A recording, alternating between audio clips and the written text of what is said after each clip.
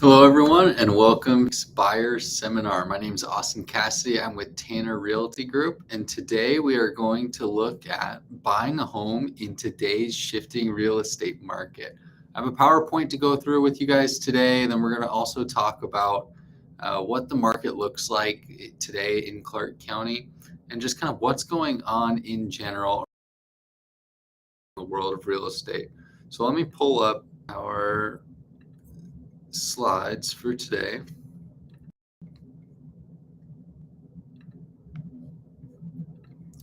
So like I mentioned, my name is Austin Cassidy. It's great that you're watching because that means that you're ready to take the first steps towards home ownership. Whether you already own a home, you're looking to buy your first home, maybe an investment property, you may be able to learn something from today's presentation. If you have any questions during the presentation, feel free to put them in the chat. Also, feel free to reach out to us anytime.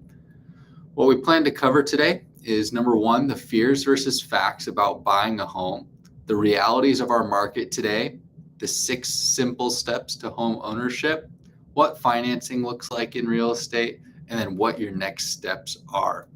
So let's jump right in and let's discuss some misconceptions about buying a home. Number one misconception is I cannot afford a home right now. Well, until you do the math, meet with a lender, you don't really know what you can or can't afford.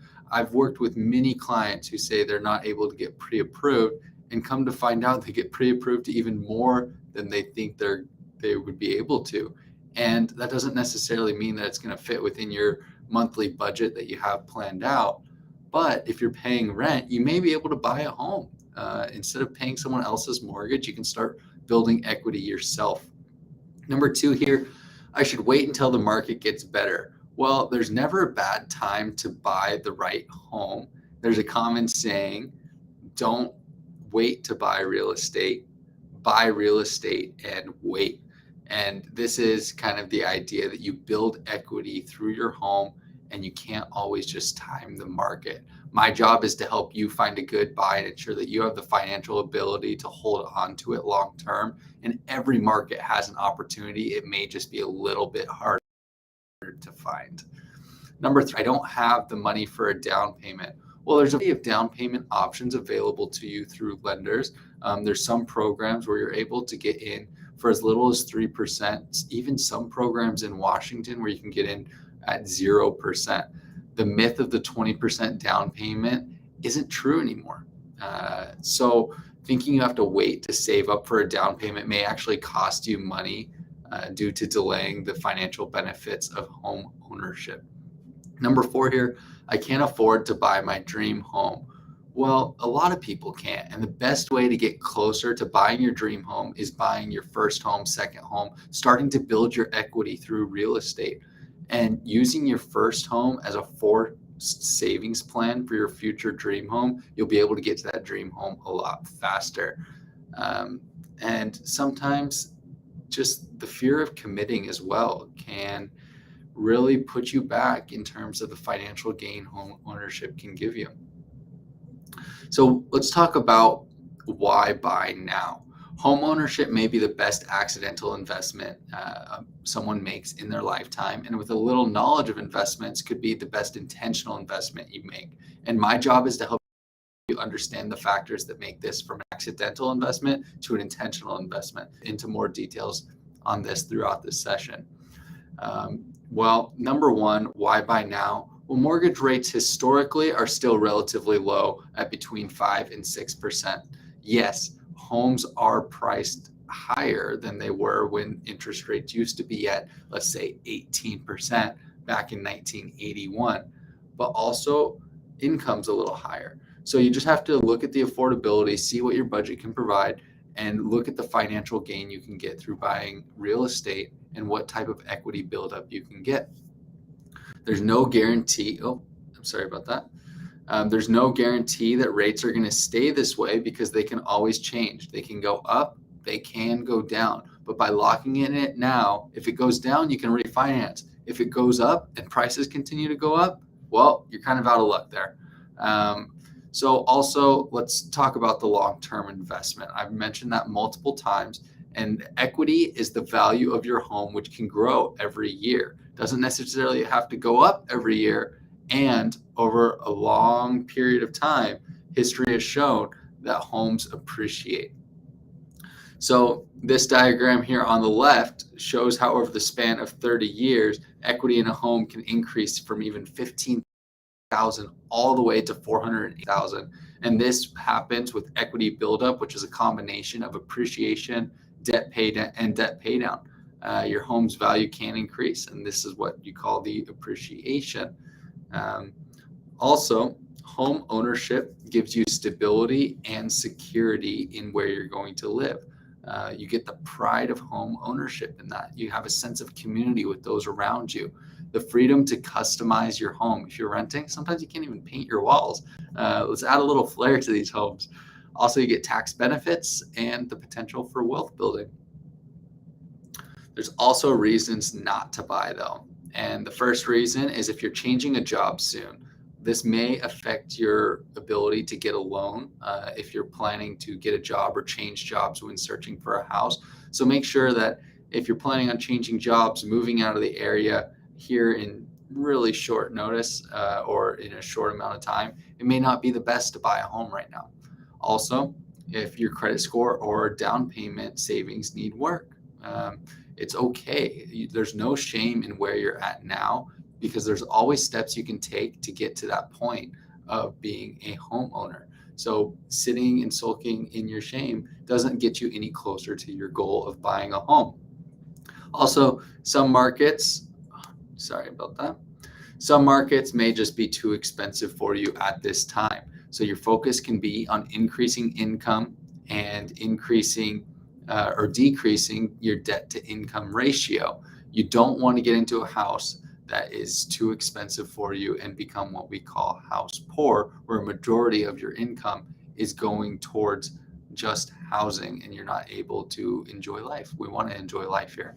And the last one here is short-term ownership. It doesn't give you enough time to build up equity in the home, and you can't get appreciation similar to the changing jobs.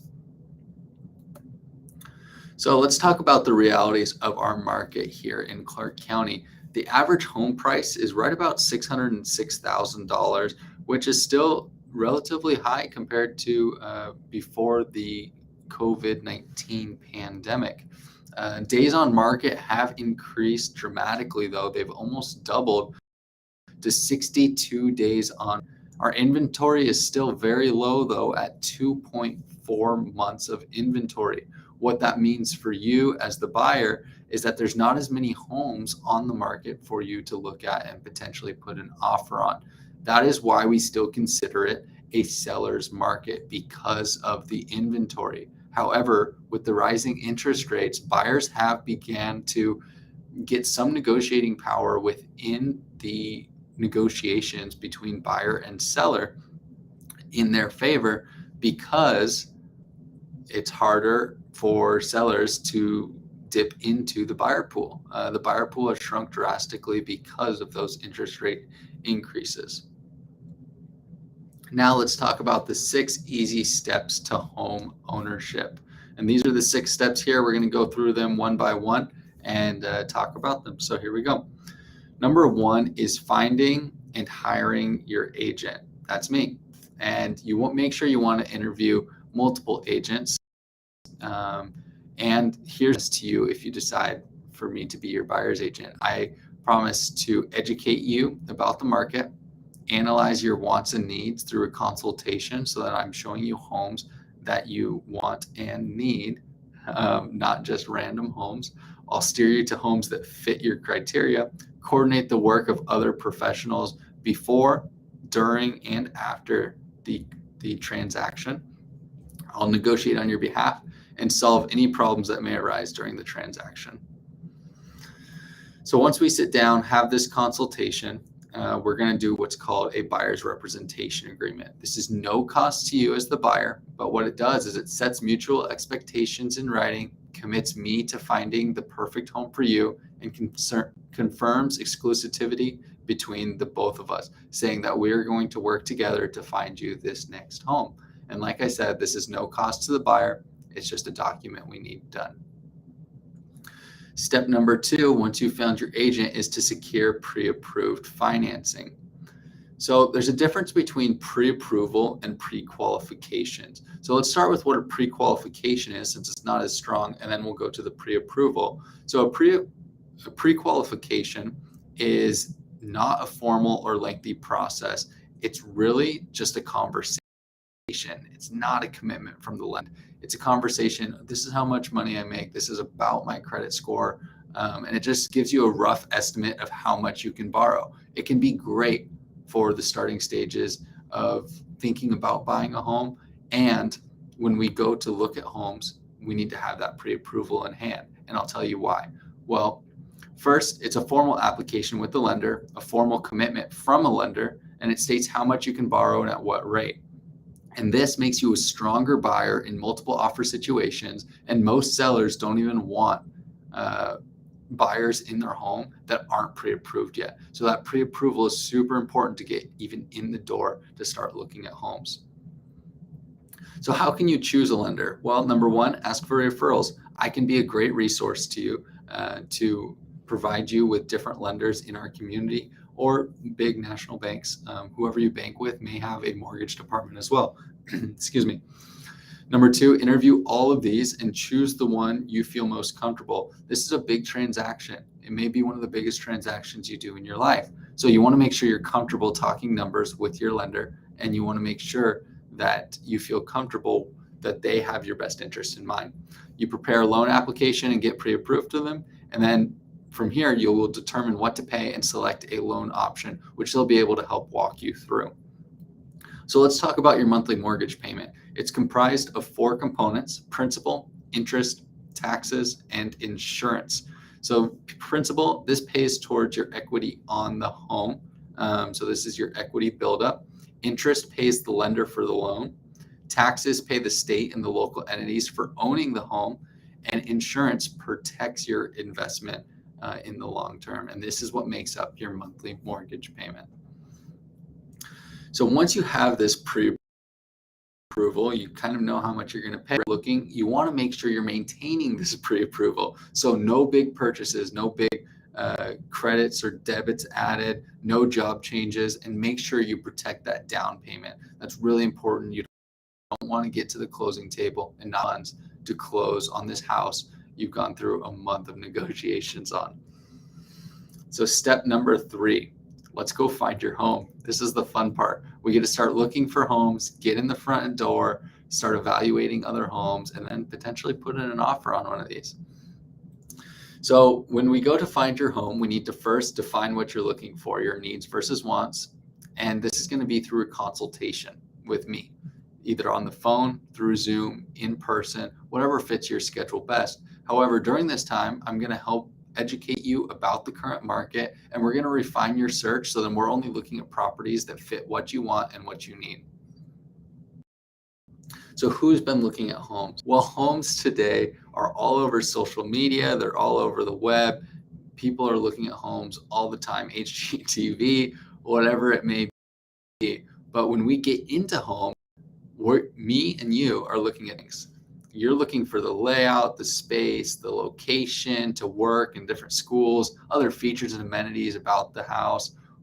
And I, as your agent, am looking for something completely different.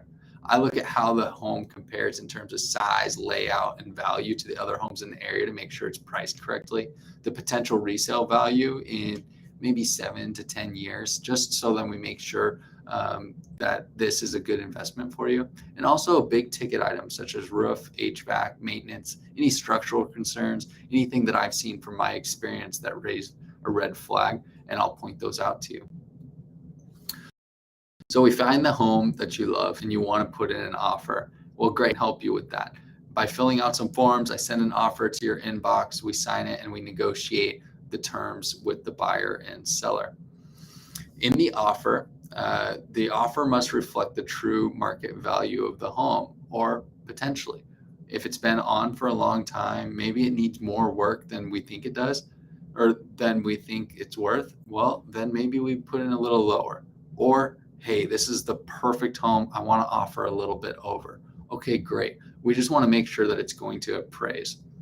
Also in this offer, the terms are going to be outlined in the offer. And there's 6 basic categories addressing timing and financial considerations, which we can go over at the time of the offer. Also, other contingencies or referred conditions that allow you to opt out of the deal if the home has a problem, like an inspection contingency. So let's get into that, the inspection and repairs. So one of these contingencies, and we put these on most houses, I really don't recommend you waive this contingency. Some people do. I don't recommend it. Usually the inspection period is 7 to 10 days after mutual acceptance of the offer, and the property inspection exposes any structural or hidden issues. By bringing in a professional inspector, you're able to know what's going on with the house you're trying to buy. And if you need to opt out of the contract, then it's written in there of how that can happen through this inspection period.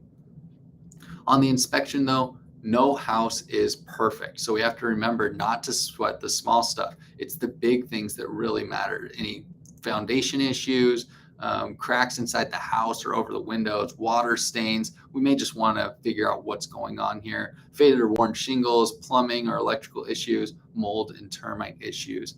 Even though all of these sound very scary, sometimes it just provokes increased investigation into these issues. And sometimes the seller will, let's say, pay to get it resolved, or it may not be as big of an issue as once thought. So it's just something that's really good to think about, that, well, we want to focus on these major things that affect the value of the home. Step number 6, we're through all the contingencies. We now get to close and be a homeowner. So prior to closing, throughout this process of buying a home, you want to make sure you're keeping yourself mortgage worthy. We talked about that previously by protecting your down payment. Also, making sure you're not bringing or taking on extra credit or have any big debits into your bank account that can't be explained. You want to make sure you're also budgeting for expenses. You'll know about these expenses at the start through a loan estimate from the lender, and let's talk about them now as well. You're going to have your closing costs, which are generally 2% to 3% of the loan amount, including lender and title, the appraisal, all of that. Your earnest money, which is collateral for the contract, which is generally 1% of the purchase price, that does get rolled into your down payment if you do close on the loan. Inspections are anywhere from $300 to $600 to have a professional inspector come in. Any miscellaneous, generally in your escrow account, you'll need to put about 1 year of homeowners insurance into it. And then any reserves for improvements or repairs, sale. You want to make sure you have just a little bit in your back pocket for anything that may arise right after you close. Also, 3 days before closing, we're going to do a final walkthrough of the home. If we've negotiated repairs in the transaction, we want to make sure that the seller did them and they're up to standard. So we'll do this final walkthrough and approve the closing of the home. So when we go to closing, it's going to be at the title or escrow company. And what you're going to need to bring is certified funds, the evidence of insurance, and a valid ID. And once you sign away on the dotted line, you're going to get a settlement statement showing where all the monies in the transaction went, transfer of clean title, the keys to your new home. Actually, in Washington, we have to record with the county before you actually get the keys to your new home. So generally after closing, it'll take a few hours, maybe even the next day, and then you'll get the keys to your home once it's recorded with the county. Once you close though, you want to make sure you're maintaining and protecting your investment. So number 1, make sure you're maintaining your home. Perform routine maintenance on your home systems depending on their age and style. Keep an eye on your home of leaks, damage, and wear. Fixing small problems early can save you big money later on. So every once in a while, take a peek down in the crawl space. Just keep an eye on things. Keep a file for receipts for your repairs, especially big ticket items like a roof, water heaters, appliances, stuff like that, just so you can make sure you know when you go to resell the home, when those are done and kind of who did them, make sure they were done by a professional contractor. Number 4, a warranty. Consider a home warranty. These are 1-year plans that can save you big money down the road. If you don't know about home warranties, look them up. They're an incredible option for home buyers. So I just want to go back to what my commitment is to you. My job doesn't stop at the end of the transaction either. I'm here to help you, as I want to be your lifelong real estate agent. That's really what I want to be. And so my commitment to you for now is educate you about the market, analyze your wants, steer to homes that fit your criteria, coordinate the work of other professionals, negotiate on your behalf, and solve any problems that may arise. And number 7, I just want to be your friend. I want to be your real estate agent, and I want to help you reach all of your real estate goals. So if you're ready to get started, feel free to reach out to me. I'd be more than happy to have a conversation with you and see what we can do to get you into your next home. Thank you so much. I hope you all have a great day, and I will